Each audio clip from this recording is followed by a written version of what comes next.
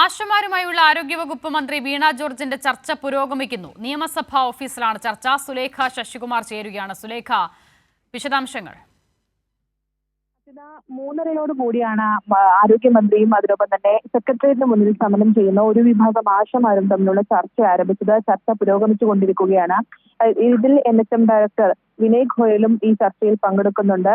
എന്തായാലും ഈ ആശമാരുടെ ആവശ്യങ്ങൾ അത് മന്ത്രിയെ നേരിട്ട് അറിയിക്കണമെന്നുള്ള ആശമാരുടെ ഈ ഉച്ചയ്ക്ക് നടന്ന ചർച്ചയിലുള്ള ആവശ്യം പരിഗണിച്ചാണ് ഇപ്പോൾ മന്ത്രിയുമായിട്ടുള്ള ചർച്ച നടത്തുന്നത്. ഒരു വിഭാഗം ആശമാർ സെക്രട്ടേറിയറ്റിന് മുന്നിൽ സമരം ചെയ്യാൻ ആരംഭിച്ചത് കഴിഞ്ഞ 12-ാം തീയതി മുതലാണ്. അത് മുന്നേ ഇത്തരത്തിൽ CITU അടക്കമുള്ള സംയുക്തമായിട്ടുള്ള ഒരു സമരമായിരുന്നു ആശാവർക്കർമാരുടെ സമരം ഉണ്ടായത്.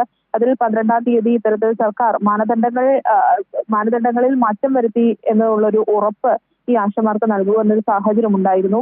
അതിനുശേഷം ഇത്തരത്തിൽ ഈ സമരത്തിൽ നിന്ന് CITU അടക്കമുള്ള ആളുകൾ പിന്മാറുന്ന ഒരു നിലയുണ്ടായി. അതിനുശേഷവും ഇത്തരത്തിൽ SUCയുടെ നേതൃത്വത്തിലുള്ള ഒരു വിഭാഗം ആശമാരാണ് ഇത്തരത്തിൽ സെക്രട്ടേറിയറ്റിന് മുന്നിൽ സമരം ചെയ്യുന്നൊരു ഇത്തരത്തിലുള്ളൊരു സാഹചര്യം ഉണ്ടായത്.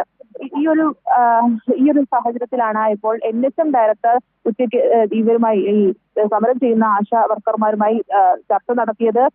ഈ ചർച്ചയിൽ തങ്ങൾ തൃപ്തരല്ല, തങ്ങൾക്ക് മന്ത്രിയുമായി കൂടിക്കാഴ്ച നടത്തണം, മന്ത്രിയുമായി ചർച്ച ചെയ്യണം എന്നുള്ളൊരു ആവശ്യം അവർ ഉന്നയിച്ചിരുന്നു. ആ ഉന്നയിച്ച ആവശ്യങ്ങളുടെ പുറത്താണ് ഇപ്പോൾ ഈ ആരോഗ്യമന്ത്രിയുമായി ചർച്ച നടത്തുന്നത്. ഇതിൽ പ്രധാനമായും ഈ കേന്ദ്രത്തിൽ നിന്നാണ് ഇത്തരത്തിലുള്ള ആവശ്യങ്ങൾ, ആശമാരുടെ ആവശ്യങ്ങൾ അത് നിറവേറ്റേണ്ടത് കേന്ദ്ര സർക്കാർ ആണ് എന്നത് ആശമാരെ പറഞ്ഞ് ബോധ്യപ്പെടുത്തുമെന്നുള്ളത് തന്നെയാണ് നമുക്ക് മനസ്സിലാക്കാൻ കഴിയുന്നത്. കാരണം ആശാ വർക്കർ വളണ്ടിയേഴ്സ് എന്ന് പറയുന്ന പദ്ധതി അത് കേന്ദ്ര സർക്കാരിൻ്റെതാണ്. കേന്ദ്ര സർക്കാരാണ് ഇവർക്ക് ഓണറേറിയം അടക്കമുള്ള കാര്യങ്ങളിൽ വർധനവ് വരുത്തേണ്ടത്. അതൊരിക്കലും സംസ്ഥാന സർക്കാരല്ല. അത് നേരത്തെ തന്നെ സംസ്ഥാന സർക്കാർ ഈ ആശമാരോട് ഈ സംസ്ഥാന സർക്കാരിന്റെ നിലപാടൊക്കെ തന്നെയും വ്യക്തമാക്കിയതാണ്.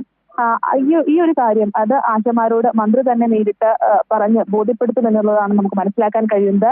എന്തായാലും 3:30 കൂടി ആരംഭിച്ച ചർച്ച അതിപ്പോഴും പുരോഗമിക്കുകയാണ്. സുലേഖ ശശികുമാറാണ് വിവരങ്ങൾ നൽകിയത്.